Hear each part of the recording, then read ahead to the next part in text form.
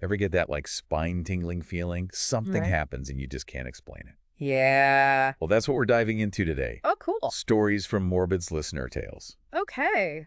We've got 3 episodes lined up, Wow. all from regular people, Okay. just like you and me, talking about their own weird and creepy experiences. Yeah, firsthand accounts can be so powerful. Right. Yeah, it's one thing to hear about like paranormal stuff in a textbook kind of way, Yeah. but when you hear someone telling their own story Hmm. with all the emotion and details, Yeah. it's totally different. It's like you're right there with them feeling everything they felt. Exactly. So our first story is called Decomp on Dummeray Drive from a listener named Heidi. Okay. And this one really makes you think about whether a place can hold on to the energy of past events. Especially bad ones. Yeah, like can a location be haunted by what happened there? It's a fascinating question. So picture this. Okay. It's a scorching summer day in Grants Pass, Oregon. Heidi's dad, who's a contractor. Okay. Always looking for a good house to flip, Yeah. Takes Heidi and her brother to check out this potential project. Uh-huh. The house belongs to this guy named Floyd Baker, Okay. who, let's just say, becomes a bit of a nightmare in this story. Interesting. It's amazing how people can seem so normal, Right. but then have this whole dark side hidden underneath Yeah, you see that a lot in true crime. all the time. Yeah. So anyway, they pull up to the house. Mhm. It's nothing special. Okay. But as soon as they get close to the garage, this absolutely horrific stench hits them. Oh, God. Heidi describes it as like sickeningly sweet. Ugh. Way worse than any dead animal she had ever smelled on their farm. I can't even imagine. The smell of decomposition, it's like nothing else. Yeah. And for people who've experienced it, It can be real. it's like this sensory imprint that sticks with you. Yeah, you never forget it. So Heidi and her brother, being kids, They're trying to figure out where this awful smell is coming from. of course. Right. Yeah. And they eventually realize it's coming from the garage, specifically from this section of the concrete floor that's been cut out. Oh, wow. And there's like reddish stains around it. Super creepy. Yeah. And there's this dented door leading into the house. It's all very strange and unsettling. Yeah, I bet their imaginations were running wild. Yeah, especially as kids. Trying to make sense of it all. Exactly. Yeah. So fast forward about a decade, Okay. Heidi is thinking about a career in forensics. Makes sense. But the memory of that smell Yeah. is so strong, she just can't do it. Understandable. So she becomes an ICU nurse instead. Well, that's intense too. No kidding. Yeah. So another 10 years go by. Okay. Heidi's catching up with her mom one day. Mm-hmm. They start talking about the murder house, as they call it. Oh. And that's when Heidi finds out her dad actually bought the place. What? I know. And apparently while he was renovating, Yeah. he found a bone. Oh my God. We don't know for sure if it was human or animal, but it was definitely enough to freak him out. I can imagine. It's like the house was revealing its secrets little by little. Yeah. And those secrets get even darker. Oh no. Heidi's parents eventually discover that Floyd's wife, The guy who owned the house. yeah, Okay. was murdered in that garage. Oh my God. And there were rumors that he might have had 2 other wives. 2 of the wives. Yeah. Wow. Who also died under mysterious circumstances. So this guy might be a serial killer. Possibly. That's scary. It really makes you wonder how well you can ever know anyone. Right. So despite all this, Yeah. Heidi's dad continues with the renovation. He even mentions finding disturbing things written on the walls. Oh, But he never says what they were. that's creepy. He just races to finish the job, Yeah. feeling this constant unsettling presence, watching him. Oh, man. And then What did you... they decide to rent the place out. Are you serious? Yeah. After all that? It's like they were trying to just ignore the darkness. Cover it up with fresh paint. Exactly. Wow. And of course it doesn't go well. I can't imagine it did. The first family that moves in reports things coming out of the walls at night. Things coming out of the wall. That's what they said. Oh, my gosh. So Heidi's mom tries to cleanse the house, Okay. brings in her prayer group for this intense spiritual cleansing. But even that doesn't seem to work. So it's like a battle between the rationale and the spiritual. Right. Yeah. Trying to fight something maybe you can't fight. Some stains just don't wash out. That's for sure. So eventually Heidi's aunt and uncle buy the house. Oh, wow. But even they experience weird stuff. Like what? banging pipes, Oh, icy yeah. drafts, just a Yeah. general feeling of unease. Yeah. And it's interesting how much denial there is in this story. Yeah. Despite all the signs that something is wrong with the house, everyone keeps trying to explain it away. Yeah, like pretending it's not happening. Heidi herself avoids the house as much as possible. I don't blame her. And later when she's older, she literally jogs on the opposite side of the street Wow. just to avoid it. It's like we try to distance ourselves from things that make us uncomfortable. Yeah, whether it's a place or a memory or even just a difficult truth. Exactly. And then finally, Floyd moves back to California Okay. and commits suicide. Oh, wow. It's only then that Heidi's parents find out that the police had suspected him of murdering his wife all along. So their suspicions were right, Yeah, but it's still a tragic ending. absolutely. Yeah. It's like this dark cloud hanging over everyone connected to that house. The ripple effects of violence can last for years. For sure. Yeah. So Heidi ends her story with a list of things not to do. Okay. And it's pretty solid advice if you ask me. Let's hear it. Don't expose your kids to the smell of human decomposition. Good advice. Don't buy a murder house. And definitely don't let a possible serial killer into your life. Words to live by. It's a reminder that sometimes the most extraordinary stories Yeah. are hidden in plain sight, Mm-hmm. the ones whispered by ordinary people who've encountered something truly unsettling. Absolutely. Okay, we need to catch our breath after that one. Yeah. But we've got 2 more listener tales to go. Alrighty. Get ready to hear about a baby who seems to attract spirits, Oh, wow. and a family who shares a strange connection to glitching electronics. That sounds creepy. We'll be right back after a quick word from our sponsors. All right, so this next story is completely different. Right. It's called My Haunted Ass Baby. My Haunted Ass Baby. Yep. This one comes from Casey. Okay. And she's got a really, lighthearted way of telling her story. Even though the things she describes are actually pretty creepy, Oh, wow. it shows how humor can be a way to deal with unsettling stuff. Yeah, you gotta laugh sometimes. Totally. Especially when you're dealing with a maybe haunted baby. Right. So Casey starts by introducing us to her family, Okay. her husband Eli, and their 3 sons, 3 boys. Lane, Watson, and Ellis. Got it. She even includes pictures of them in her story. Oh, Yeah, you can tell she's a proud mom. definitely. But she hints that one of them seems to have a connection to the spirit world. A connection to the spirit world. Okay. She plays this little guessing game with us. Oh, fun. Yeah, giving us clues about each boy's personality and looks. Okay, so Lane is the oldest, Right. a bit of a prankster. That's him. Then there's Watson Hmm. with these piercing blue-silver eyes. Yeah, like he can see right through you. Okay, that sounds kind of intense. And then there's little Ellis. Yeah, the youngest. That's a happy baby. All right, I'm going to guess Watson is the one with the spooky connection. You got it. Those eyes, man. Yeah. So what kind of strange stuff starts happening? Well, it all started the day they brought Watson home from the hospital. Oh, wow. So right away. Almost like he came with some unseen guests. That's creepy. Yeah, at first it was mostly things like phantom toys, Phantom toys. like moving on their own. What? Yeah, like she found an RC car driving around without batteries.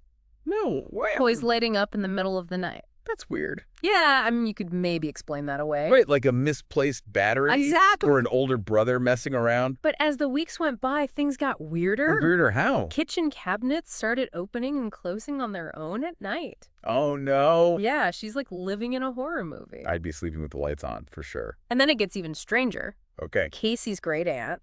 She's into white magic and claims to have a spirit guide. Okay. She sees a picture of Watson Uh-huh. and comments on his unusual eyes. The eyes again. Yeah, she says he can see more than we can. So now there's a family member saying Watson has some kind of sixth sense? Exactly. It adds a whole other layer of unease. For sure. It's one thing to dismiss weird stuff as random, but when someone suggests there's a supernatural reason behind it, Yeah. it's harder to ignore. So what happens next? Well, there's this incident that really freaks Casey out. Okay, I'm listening. She's been using a snoring app. A snoring app. Yeah. Okay. And one morning, she's listening back to the recordings, and at 3:03 a.m., 3:03 a.m. she hears something really creepy. What is it? The sound of someone sitting on her bed, Oh, God, no. followed by a breathy whisper saying, "Watson." Watson!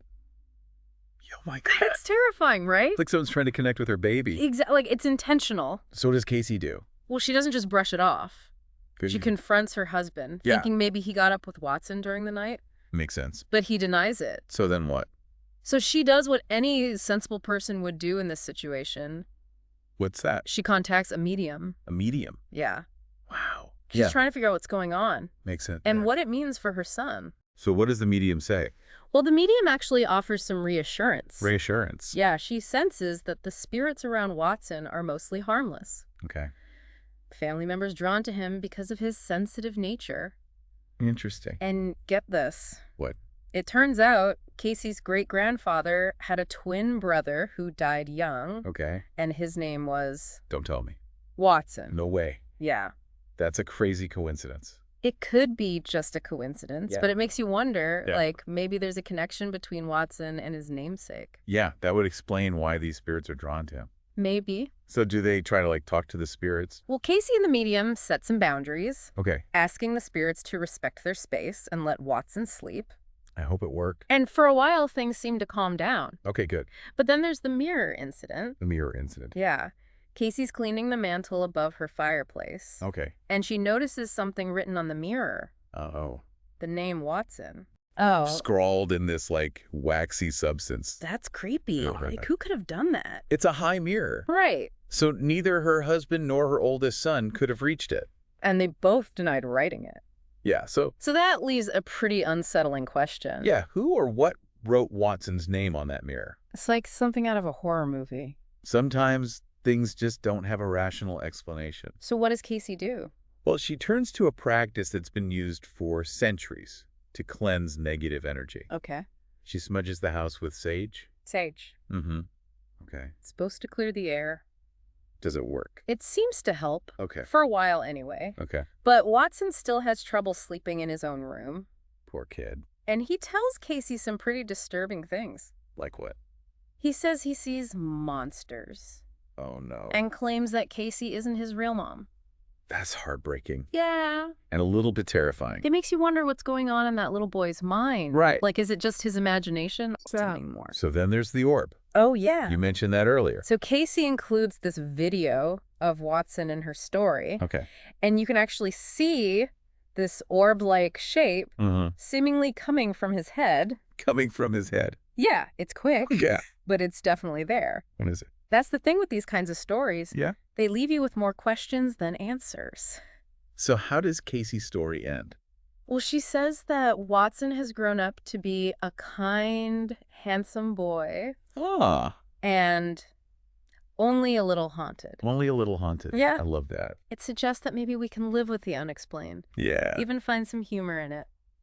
So on to our final story. Okay. This one's from Kate. All right. And it's all about this strange thing that's happened to her for years. What's that? Streetlights going out whenever she drives by. Really? Yeah, like she'll be driving down the street Mm-hmm. and the lights will just go out as she passes. That's weird. It happens so often that she just kind of accepts it as her own little quirk. You know, it's amazing how we can get used to the unusual Totally. when it happens all the time. But then it gets even weirder. Okay, how? One night, Kate's driving her dad home after dinner, Mm-hmm. and he brings up the streetlights. Oh, wow. Turns out he's been experiencing the same thing for years. No way. It's like they're both tuned into some invisible frequency. Yeah, that's affecting the streetlights. And to make things even stranger, What? as they're driving down their street, Yeah. every single light goes out, Every single light. one after the other. Wow. It's like a scene from a movie. That's hard to dismiss as just coincidence. And it culminates with their porch light going off as they pull into the driveway. Their porch light, too. Yep. Wow. And get this, What? the porch light never worked again, Even after an electrician checked it out. even after an electrician checked it out. Okay, so it's not just faulty wiring. It's like some unseen force is messing with them. Yeah. Acknowledging their shared experience. Yeah. And it doesn't stop there. Oh, no. Kate and her dad also have issues with electronics malfunctioning around them. Electronics malfunction. Like cell phones dying, TVs turning off. Huh. It's like they have their own personal electromagnetic field. Messing with technology. So is there a connection between these electronic glitches and the streetlights going out? That's a good question. Are they different sides of the same coin? It's possible. Kate thinks there might be a link to a childhood experience she'd almost forgotten about. Oh, really? It involves a previous home, Okay. a shadowy figure, Uh-oh. and a family secret. You're talking like the man in black. Exactly. Okay. Kate's dad finally tells her the story after all these years. I'm intrigued. When she was a baby, they lived in this small town in Ohio, Okay. and things started getting weird in their rented house. Classic haunted house stuff. Objects moving, cabinets opening on their own. Oh, yeah. Both Kate and her brother would start crying for no reason. Like the house had bad vibes. And then it gets creepier. Creepier how? One day, Kate's grandmother is babysitting, Uh, and she hears a man's deep laugh a man's laugh. coming from the room where baby Kate is sleeping. Oh my God, that's scary. When the grandmother checks on Kate, Yeah? she finds her just staring blankly ahead. Like at something no one else can see? Exactly. And then Kate's brother starts talking about a man in black who's bothering him. The man in black. Yeah, it's like he represents all the darkness in the house. And the fact that he's focused on the It children. makes it even more unsettling. Yeah, for sure. So Kate's grandparents are like, we're out of here. Smart move. They moved out right away, Good. years later. Okay. Kate's dad finds a box of old photos in the attic of that house. In the attic. One photo in particular stands out. What is it? This tall man in a black suit and hat, Okay. holding an unlit lantern, staring right at the camera. That's creepy. And the box was found in the attic, right above the bedroom where baby Kate and her dad slept. Oh, wow.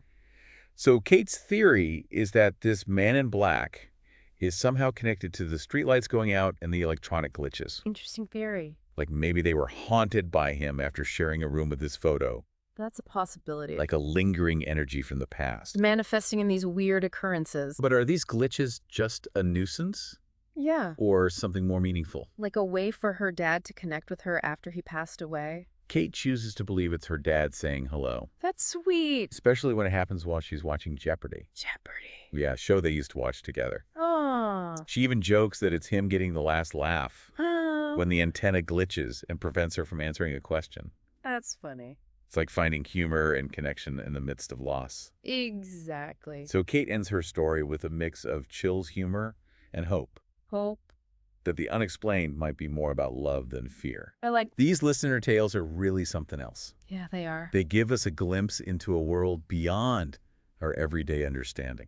And remind us that there's still so much we don't know. You make us question what's real and what's not. And maybe even encourage us to embrace the mystery. Absolutely.